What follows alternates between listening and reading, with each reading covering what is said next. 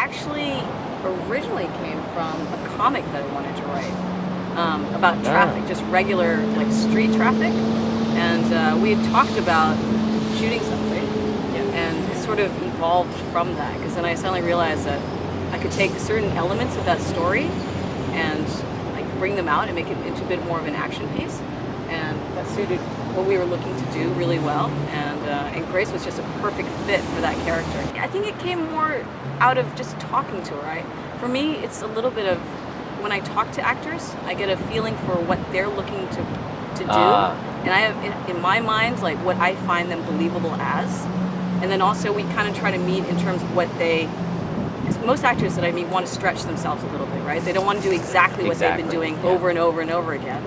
And I want to do something that's a little bit, uncomfortable for me too, because that's where I actually learn things, right? And in this case, I had never done action before, and I wanted to see how far I could push it, and Grace went all the way. So we ended up. I remember when you mentioned, you're like, how do you feel about vampires? And I was like, dude, I love them. what were you thinking about it? And so it was just like, you like them? And then we just started talking, right? Yeah, no, that was really cool because she was so enthusiastic about the idea. And I think because of that, it made me think that I could go further into it. It didn't have to be a Twilight kind of vampire.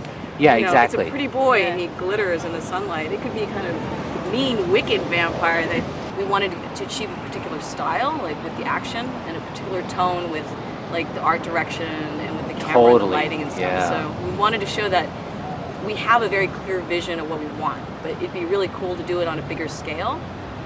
With lots more actors, even though I loved having 2 actors.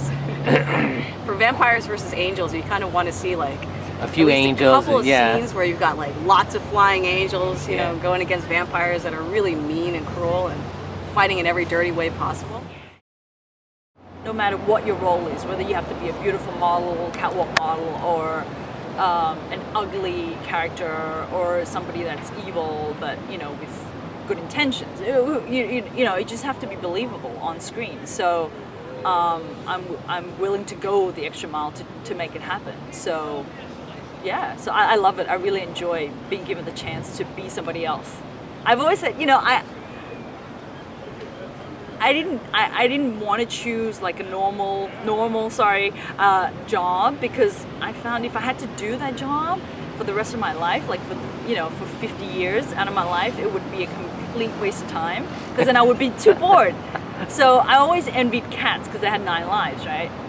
So for me, to being an actor, it's like I'm given a chance on every project to be somebody different.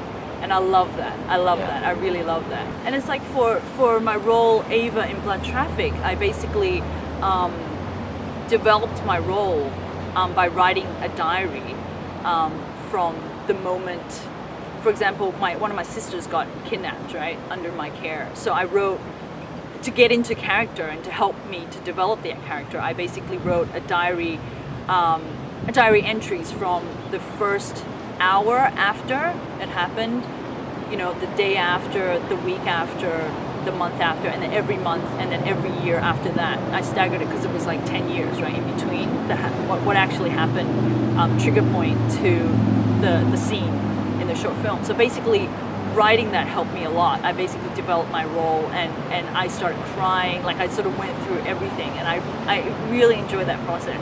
And I still have the booklet. Wow. With everything in there, and it's just amazing, the journey that that actors can go through to get there, and I don't know, I really enjoy it.